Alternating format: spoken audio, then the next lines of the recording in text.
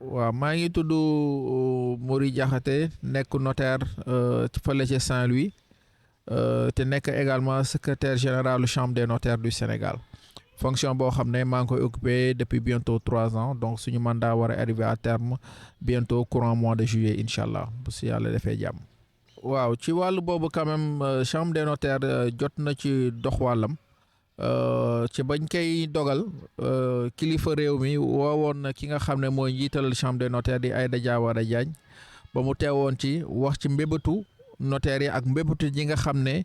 ñooy ñi nga xam ne ñoom ñooy ñëw ci notaires yi di sàkku seen ay expertise pour wàllum jënd ak jaay ak wàllu garantie donc gis nañ ne ci jamono ji yu bëri dafa taxanigu woon mais seetlu nañ ne instant yi ñu ngi tegg yenn yi ndànk-ndànk mais xam nañ impact bu mu am parce que am na ci bëri yoo xam ne jot na am na ay gàllankoor ci yooyu noonu et ñu ngi yaakaar ci jamono yi nga xam ne la ñu jëm yooyu yëpp dina sotti donc yàggul dara gis nañ ci jëwriñu réew mi ba jot nañ cee waxtaan ak ñoom lu jot a yaatu wax nañu lan mooy mbébétam wax nañ ko également ñun lu ñuy xaar ci moom am nañu yaakaar ne incha allah ci fan yu bëreetul tuuti sénégalais yëpp dinañ ci mën a gis seen bopp ba li nga xam ne ci la ñu jàkkoonteel mu féete ñu ginnaaw incha allah. waaw ci loolu également dafa bokkoon si suñu programme parce que ki nga xam ne mooy suñu kilifa di Aïda président maître Aïda Diawara Diagne daf ñu ci sas lu bëri. moo tax déjà depuis ba mu follow ba léegi am na yu bëri yoo xam ne ci wàllum communication jot nañ ko amal muy wàllu émission télévision émission rajo jot nañ ko def mais am na tamit ay ndaje yoo xam ne jot nañoon ko defoon mu jëmoon ci dajale ñi nga xam ne mooy acteurs yi nga xam ne ce sont les acteurs économiques nekk ci wàllum koom-koom ñu waxtaanee ay mbir yu bëri ci wàllum suuf ci wàllum économie ci wàllum garantie ci wàllum ñi nga xam ne sax dañoo nekk ci secteur informel bi ba am na yu bëri yoo xam ne jotoon na ci juddu mu doon loo xam ne nit ñi rafetlu woon nañ ko bu baax te am nañu yaakaar incha allah ci at bi bala at bi di jeex ñu doggali ko waat am nañu yéene boobu. ci wàllum communication également ren ji Sénégal war na dalal notaire u àdduna gi yëpp loo xam ne dinañ jógee ci réew yëpp te dina nekk loo xam ne dañ ciy waxtaane lu jëm ci warum suuf parce que xam nañ ne mbirum suuf au Sénégal bëri na coow. te ñoo xam ne liir xam nañu ko ñii xamuñu ko liir leer na ci ñoom lii leerul ci ñoom donc dina taxit également ci ndaje boobu autorité njëw lu ñu réew bi mën ko teewe mais ñi nga xam ne également mooy notaire yi nekk bitim réew dinañ ko teewee tamit dina nekk occasion boo xam ne dinañ discuter pour ku ci nekk tamit ñu mën a xam ñee lan la ñuy def ñu mën cee jàng ñoom tamit ñu mën a jàngi si suñu réew am nañu mbébét boobu beneen mbébét bi mooy ñu utiliser yi nga xam ne mooy canaux de communication yi nekk réseaux sociaux yi donc muy Twitter di Instagram di Facebook ak YouTube nga xam ne dinañu def ay capsules yoo xam ne lu gën kaa yées dina nekk juróomi minute yoo xam ne dinañu permettre ñu vulgariser yi nga xam ne mooy communication yi jëm ci notaire bi et chaîne YouTube boobu tam dinañ ko ci def pour que lépp li nga xam ne nit ñi bëgg nañ ko xam ci notariat bi mooy ci naka lay doxee parce que ñu bëri tam bëri na coow ci loolu naka lay doxee ñu wax ko ci ak notaire tam lan mooy liggéeyam ak lan moo ko tax a jóg parce que lan moo ñu wutalee avocat yi ak magistrat yi dafa loolu nit ñi jot nañoo ko xam te loolu je pense que serait l'occasion ci bés buñ ci eggee ñu mën ci am jàngat bu bëri et ñu ngi ñaan Sénégal yi itam ñu mën ñoo déggu dénk ñu nopp ba njëriñ gi nga xam ne moom la ñu sàkk ci ñoom ñu mën ko ci jëlee. waaw loolu tamit ñun dañ koy ñaawlu parce que ñun suñu bunt musul tëju te toujours dañuy wax rek média yi information buñ ci mënti am it tamit buñ ñëwee ci notariat bi chambre des notaires ibbeeku na. ñu notaire yi tëjul suñu buntu bu ñu ñëwee ak lépp li nga xam ne bëgg nañ ko leerlu dinañ lañ ko wax moo tax ñun dañuy xaw a ñaawlu également li nga xam ne dañ leen di wax rek ñu jël bind seen ay mbind te sans pour autant leerlu yaakaar naa jamono yii nii rek am na ci benn boo xam ne gis nañ ko ci wax ci yoo xam ne teguwul ci yoon loo xam ne teguwul ci dëgg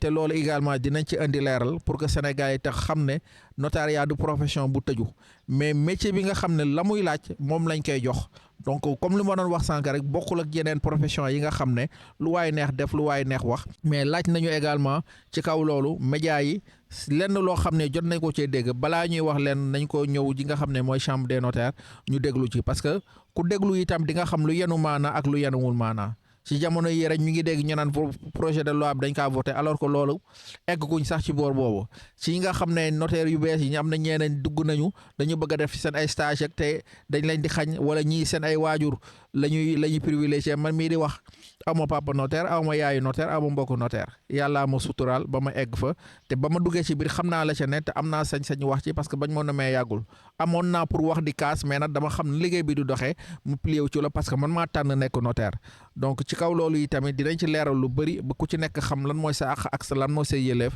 ba nga xam fi ngay jaar ba nekk notaire sachant que la ñuy wax ne ñii seen ay doom ak ak seen jarbaa ñoo ci nekk loolu buñ ko xayma lim bu néew lay nekk donc loolu rek loolu tam dafay baax tam ñu xamale ko te incha allah dinañ ci dellu si bu neexee rabbi donc ci sama tur Maître Mody Diakhaté ak turu présidente bi Aïda Diawara Diagne ak mbooleem ñi nga xam ne ñoo seq liggéey bi donc chambre des notaires bi yëpp ñu ngi leen di sàkku ngeen déglu ñu di lay sant di leen gërëm ci déglu ñu di déglu bi ngeen ñu am dénk nopp bi ngeen ñu def et di lañ wax déwénee yi tamit di ñaan koorum jàmm di ñaan suñu borom defal ñu ci tawféex defal ñu ci jàmm defal ñu ci imaan ak ihsaan gudd fan wér ak wérle ba at yi tamit ñu mën ko defee saa su ne nii ba sénégalais lépp li nga xam ne njëriñ la ci réew mi ñu mën ko see jot waaw ci barke sang-sang yi jërë ngeen jëf. Bonjour à tous, je me présente Maître Mody Diakhaté. Je suis notaire à Saint-Louis et j'occupe également les fonctions de secrétaire général de la Chambre des notaires du Sénégal. Oui, en fait, on connaît un peu la situation du pays avec les mesures suspensives qui ont été ordonnées par l'État du Sénégal. Et sur cette question-là, quand même, il y a eu auparavant beaucoup de concertations auxquelles la présidente de la Chambre a eu à prendre part. Et donc les avis et observations, notre opinion a été déjà donnée lors de ces rencontres-là. Et nous pensons que l'État va en tenir compte. Donc aujourd'hui, en fait, il faut qu'on comprenne que ces mesures suspensives touchent quasiment tous les secteurs d'activité, y compris l'activité notariale, parce qu'avec ces mesures, il y a beaucoup de transactions qui ont été suspendues. Il y a également des opérations bancaires qui ont été suspendues, des garanties bancaires qui risquent d'être mises en péril. Et donc, toutes ces choses-là ont été communiquées avec les autorités et nous espérons que dans les prochains jours, on aura une solution donc, par rapport à tout cela. Ce que nous attendons volontiers. Alors, la Chambre, quand même, depuis 3 ans, s'active dans la promotion des activités de la profession notariale. Et donc, il y a beaucoup d'actions qui ont été menées. Donc, déjà, quand la présidente a été nommée, donc la première chose, c'est d'organiser les journées du notariat. Et ces journées ont été l'occasion quand même de convier certains acteurs de l'économie pour pouvoir réfléchir sur la manière de promouvoir en fait certains secteurs. Donc, que ce soit le secteur minier, le secteur bancaire, le secteur également de ceux qui sont dans le secteur informel. Et donc cet atelier a été un succès et nous pensons quand même le renouveler. Hormis cela, quand même, il y a d'autres actions qui ont été menées. Et dans les prochains jours, quand même, nous allons nous allons organiser également une journée du notariat et ce serait à l'occasion de la réunion institutionnelle de l'Union internationale du notariat. Une rencontre qui va se tenir au courant mois de mai et nous avons rencontré les autorités pour les sensibiliser sur cela, pour que ça connaisse le succès que cela se doit. Et cette rencontre, en fait, aura comme thème, en fait, l'immobilier, toujours le foncier. Et ce serait l'occasion quand même de débattre de manière approfondie les questions qui intéressent le foncier dans sa globalité. Parce que nous savons que le système foncier sénégalais, c'est un système très complexe, avec les terres non immatriculées, les terres immatriculées, les domaines de l'État, le domaine maritime, le domaine fluvial. Donc il y a énormément de points qui seront abordés et ce serait l'occasion effectivement de pouvoir bénéficier de l'expertise étrangère sur la question. Et nous comptons à l'issue de cela mettre un mémorandum qui sera déposé sur la table du président de la République, que nous espérons également, dont nous espérons la présence et qui va présider la cérémonie d'ouverture. Sur le plan de la communication également, il y a eu quand même des interviews qui ont été faites ça et là dans divers organes de presse. Mais ce sur quoi nous nous accentuons aujourd'hui, c'est de rendre fonctionnel le site de la Chambre des notaires, également d'utiliser les différents canaux que représentent les réseaux sociaux comme Twitter, Facebook, Instagram, et une chaîne également qui sera ouverte sur YouTube, sur laquelle toutes les émissions que nous ferons en fait vont être reversées là-bas. Et pour parler de ces émissions, ce seraient des capsules de 5 minutes maximum qui vont intéresser les différentes matières qui intéressent notre profession et qui, à ce jour, demeurent méconnues du grand public, à savoir sur les questions relatives aux successions, aux ouvertures de crédit, les constitutions de société, la connaissance même de la profession du notariat, puisque les conditions d'accès jusqu'à présent, il y a beaucoup de nébuleuses dessus, beaucoup d'encre qui coule, mais sans pour autant que les gens maîtrisent les tenants et les aboutissants de la profession notariale. Donc vraiment, ce serait l'occasion de discuter de la profession de bout à bout et en espérant quand même avoir l'écoute des Sénégalais. Donc, et d'en tirer tous les bénéfices que ça pourrait, qui pourraient en découler. Oui, en fait, ces choses-là, comme on le dit toujours, hein, le notariat, c'est une profession qui est mal connue. Et donc, un de nos anciens et qui a été mon formateur, en l'occurrence Maître Pape Samba Diop, avait l'habitude de dire que le notariat, c'est une profession mal connue et mal aimée.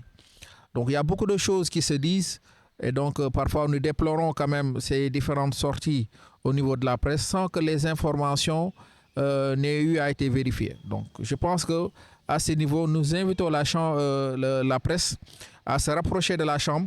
pour pouvoir élucider certaines choses parce qu'il y a énormément de contre-vérités qui circulent sur l'accès à la profession. Donc, comme quoi, en fait, les notaires ont tendance à privilégier leurs parents. Moi qui vous parle, je n'ai aucun parent notaire. Et si l'on devait faire le pourcentage des notaires qui ont leurs parents dans la profession, vraiment, ce serait un pourcentage très minime. Et donc, c'est pas pour rien qu'aujourd'hui, qu'on a privilégié comme voie d'accès le concours. Donc, il y a beaucoup de choses qui se disent, qui se racontent. Et nous espérons avoir l'occasion de discuter de ces choses-là de manière très approfondie.